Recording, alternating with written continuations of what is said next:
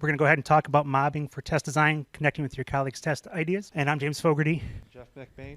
Jeff and I both work at TechSmith, and TechSmith makes Snagit, which is a screen capture software, Camtasia Studio, which is a video recording software, and TechSmith Relay, which is lecture capture software. All right, so for today's agenda, we're going to talk about how we discover mob testing and mob test design. Start off with the 5 steps that we went through. First being testing by yourself. The next one, paired testing. The next one after that is paired testing with SFDIPOT. The one after that is mob test design with SFDIPOT.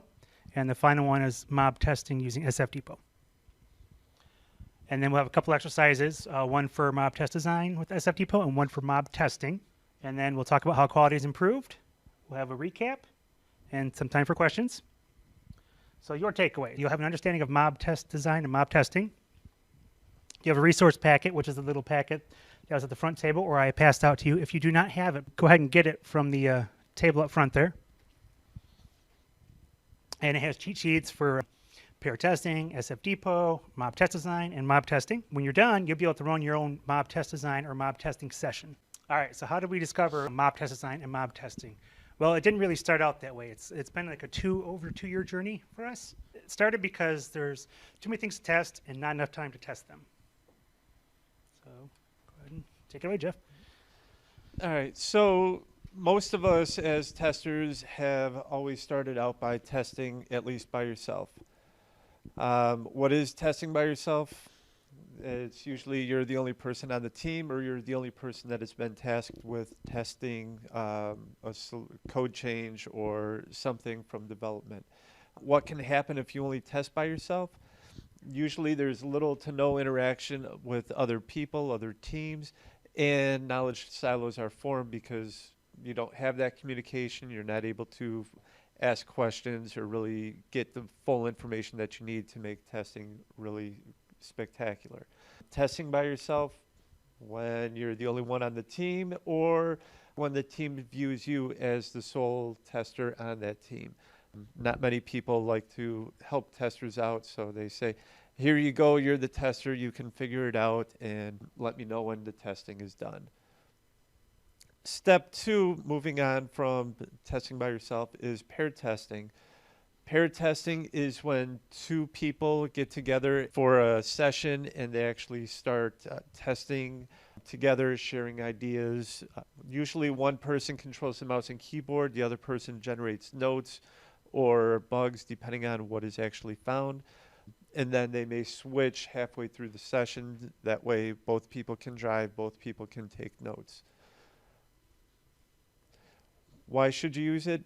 It's a great way to help generate ideas. It gets you away from testing by yourself, able to bounce ideas off somebody, and also allows you to test something and have somebody else generate notes while you're testing. That way you're not testing and then trying to take notes at the same time. You're able to keep the mindset and just keep working. You should pair test anytime you have the opportunity, because obviously 2 eyes are better, or 2 sets of people are able to generate more things than just by yourself. Step 3 is pair testing using SFDIPOT. So we've thrown SFDIPOT out quite a bit in the setup. What is SFDIPOT? It is a heuristic test strategy model that James Bach and Michael Bolton both created. It's not something that we came up with ourselves. We discovered it. It is a mnemonic to help generate test cases. And then why should you use SFDIPOT with paired testing? Because it helps you generate a different way of looking at your feature or code change that you're trying to test. It also, if you get stuck and you're unable to think of anything else, it helps you look at things from a different perspective to help make sure that the test coverage that you're looking at is more complete. So how is SFDIPOT broken out? We've got, for S, we've got structure, everything that comprises the physical product. Function, everything that the product does. Data, everything the product possesses. Interface, how the product is accessed. Platform, what the product depends on. Operations, how will people actually be using it. Time is anything between product and time. So here's an example using a car stereo. For structure, an example would be the volume button. For function, it would be how does playing music from the radio stations actually work. Data, the digital music to the outputs of the speakers. Interface would be the clock. Platform, the harness to house it to make sure that it stays inside the vehicle. Operations, how will the end user, consumer use it to listen to music. And time, how long is it on after the car shuts off. And then we'll turn it over to James to show mob test design using SFDIPOT. Thank you, Jeff. All right, so step 4, as Jeff was saying, mob test design using SFDIPOT. So what is mob test design? It's a way to generate test case ideas before or shortly after development has begun. And why should you use it? It helps generate test case ideas and workflows that are more nebulous. And it can also generate questions to bring back to stakeholders. There could be some missing workflows, just things people didn't take into account, and I've actually seen that. So what are our experiences with SFDIPOT? First off, anybody can participate in it, and we encourage everybody to participate in it. We've had our community ambassador, developers, tech support, customer service, just anybody in the company get together and participate in a mob test design session. It's best to have them shortly after development because it helps flush out workflow problems. And as I said earlier, test cases are more nebulous and workflow oriented. And then questions can come up about different perspectives and can change the design.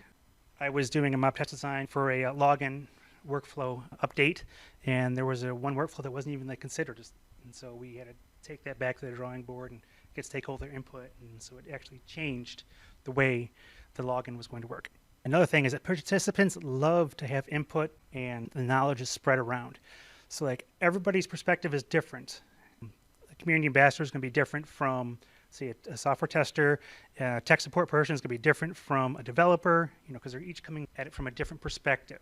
All right, so how do you set up a mob test design session? It's 3 easy steps. All right, so setting up a mob test design session. First off, you want to have something to set up. So maybe a feature, an idea, epic or a story. And you want to familiarize yourself with that. Know it kind of inside and out as best you can. And then you want to find a partner who can help you to facilitate your mob test design session.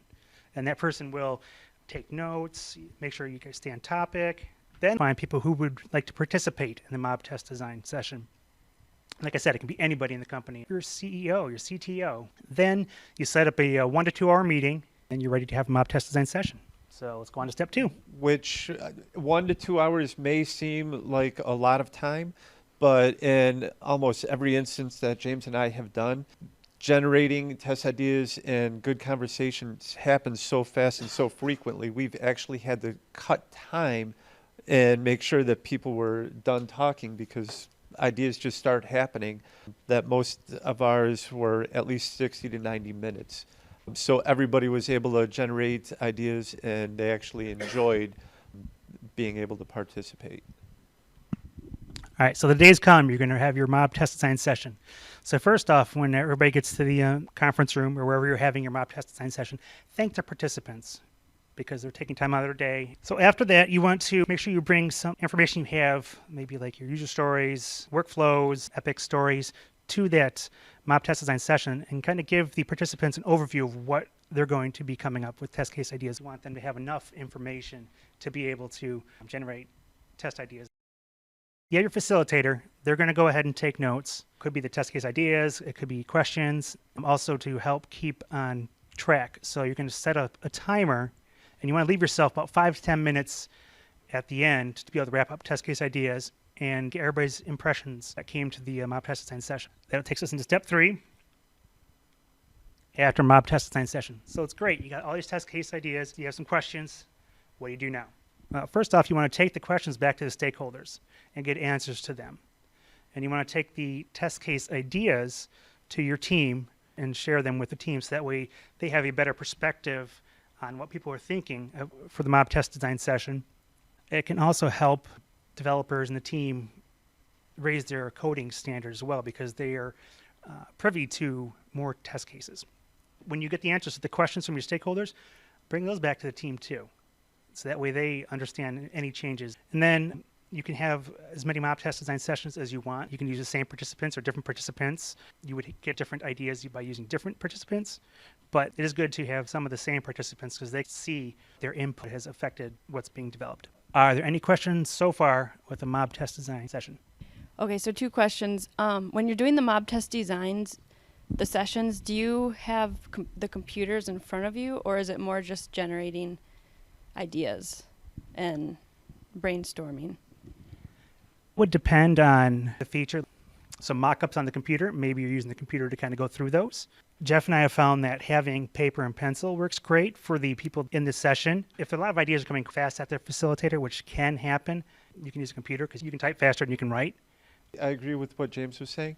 But as far as actually having something like on the screen that is being developed, I wouldn't want to necessarily recommend that because a lot of people would say they're actually able to see something and say, well, if you click this and then do this and then that. This is more meant to be almost like abstract thinking where, like James was saying, if you actually have the programmer app up, that kind of starts narrowing down the amount of ideas. Because you would actually be able to see it and then start putting it in that frame of mind. Okay, so that would kind of sway your thinking maybe if you have Right. And it could also introduce new problems where, something may not be fully developed or you may run into crashes or other technical issues. Okay, thanks. And then one other thing, is there an ideal number of people to participate during each session, or is there a limit, or? Through our mob test design sessions, we found that 3 to 4 participants, not including the facilitator, is ideal. More than say 5 participants, it starts to become difficult for the facilitator to keep jotting down test case ideas. Thanks. Any other questions? So we're going to go ahead and go on to exercise 1, mob test design using SFDIPOT. So the goal for this is you're going to be form into small groups, and you're going to use mob test design with SFDIPOT to write down test case ideas and any questions. We'll be using the scenario car stereo version 1. It's the old stereo that was in the SFDIPOT example. Form into small groups of 3 or 4 people, and then choose a facilitator for your group, and then everybody on the team can suggest test case ideas, including the facilitator. So I'll go ahead and read the car stereo version 1.0 scenario, and we'll give you 10 minutes, and we'll be coming around just to see how you're doing.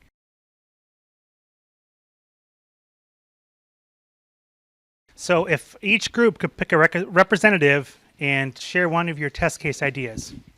So we'll start with this group over here. The first thing that we came up with for structure was supplying too much or too little electricity to the radio. So like seeing whether it has a fuse that blows or what happens when the battery dies in the car. Okay. Don't think I've heard that one before. This group here. And there's the microphone right there.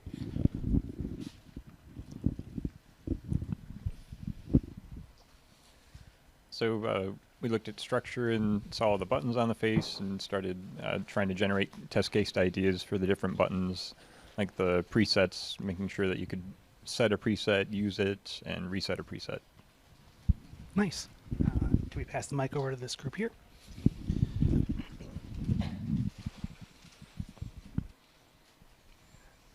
We thought of a basic one of testing the labels, make sure that all the labels are spelled correctly and look correct.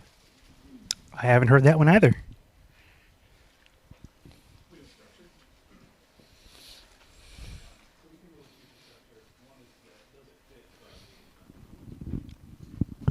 So we came up with a few for structure. One does it fit correctly in the space that it's supposed to go? Is it the right size? Okay. That's a good one too. We did the tape deck door. Does it actually fit a cassette tape? So you all heard me say I haven't heard that one before. Every time we've given this presentation, somebody has came up with a new test case idea that we have not heard before. Like once somebody came up with, how does it do in heat and cold? Because it's in your car, extreme heat, extreme cold. Things you wouldn't think of. Another person said, well, hey, what about looking up cars user manual for acceptance criteria? Now, we kind of tricked you a little bit here. Who broke out SFDIPOT and started labeling things under each letter. Okay, got the group there, group here, group here. Okay. What we've noticed, it takes a lot longer because you're forcing where ideas go. And the entire purpose of this is just to generate test case ideas and workflows. So it doesn't matter where things go. It's just a guide to help you come up with those ideas. Chances are there are going to be some overlap where, like the button, making sure that things are correctly labeled on the buttons could potentially carry over to operations because somebody needs to be able to read that and make sure that they work. So when there's overlap like that, at least from James and I's perspective, when we went through it, we spent more time trying to figure out which category to place it in instead of just looking at it and saying, here's an idea that makes sense, let's move on and keep generating more ideas. All right, let's go ahead and move on to the second exercise, mob testing using SFDIPOT. So what is mob testing? It's when several people get together to test out software for a period of time, usually towards the end of development. And here's some of our experiences. Like mob test design, you don't want to have more than 5 people in a group. Developers and QA can participate together. Really anybody can, but it works best with developers and QA because you're more intimate with the product. And why should you use mob testing? We want a larger variety of perspectives to exercise the software being tested, as well as leveling up the software quality overall of your developers if you have them within your mob testing session. So let's go ahead and do the next exercise, mob testing using SFDIPOT. So the goal is going to be to use mob testing with SFDIPOT to write down test cases and questions, but this time you're going to use the Car Stereo version 2.0, which is this one right here in the packet. This time you can choose the same person or a different person to facilitate. Anybody can suggest test case ideas.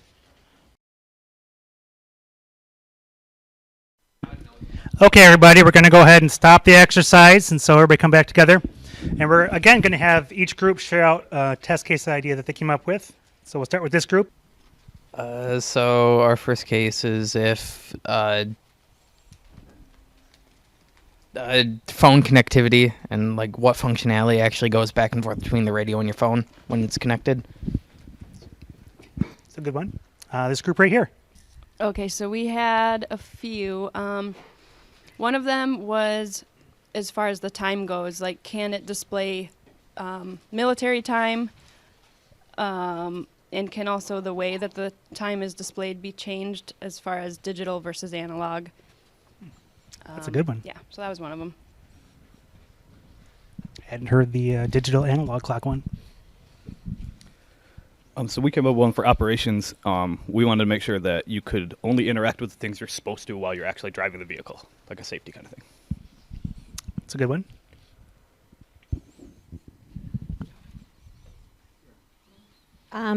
We said also that it needs to be able to use a variety of audio, so of inputs like cell phone, the radio, USB, Bluetooth, all those different methods of input. That's a good one. Okay, this group here. I guess we'll go with parental controls. So if you remember all the wonderful Ford commercials a few months ago where they could control the speed, so what kind of controls can they have to keep the kids from being able to use the touchscreen while they're driving down the road? We're hearing a lot of test case ideas and test cases that we haven't heard before, and we've given this presentation to like around 150 plus people. So I should just kind of give you some idea of how powerful this is. Jeff's going to go ahead and wrap up. Okay, so now that we've done mob testing and mob test design, what are some of the differences between it? And keeping up with time, we've got a quick table here, which is also in the packets. So yes, there are benefits and things that we found when you should use it and which one you should be using. More importantly for us, we wanted to share our journey and show you has quality improved since we've actually started using this technique and started and applying it and growing with it. Some of the ways that it's changed for us is everybody is now accountable for testing. It's no longer the solo test effort where you're the only person on the team tasked with testing. Pair testing with developers as they're developing software. It's another powerful way, like James was saying, developers start to learn a little bit more about testing. And as we all know, coding at the point of coding is more powerful than having to go back in and fix a bug when context is lost and makes time loss as well. A lot of times for my team, when we're developing something, they'll come and get me and we'll go into a little conference room for a pair testing session, and we'll just test against kind of what they have locally, and they'll ask me for some suggestions, and we'll do a few things, and we'll find errors. And so we've shortened that feedback loop. So that way when it actually does come over for, testing for a wider audience, that the quality is going to be higher.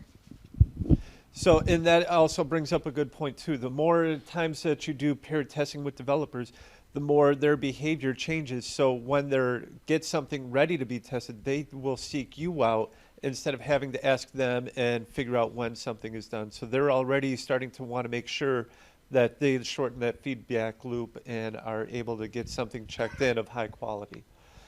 Mob test design sessions help root out missing workflows. As we were talking about, there were a lot of things that you guys brought up that James and I never thought of when we did this even exercise trying to get things set up for the presentation. Different things were discussed that nobody else has that could influence the actual production product.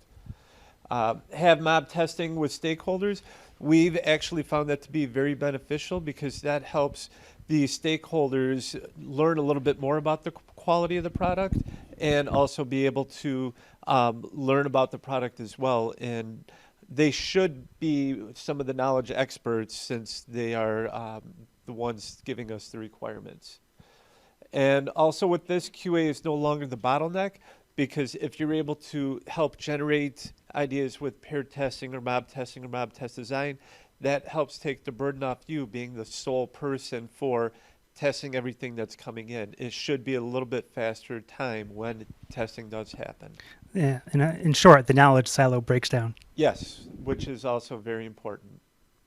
So quick presentation recap.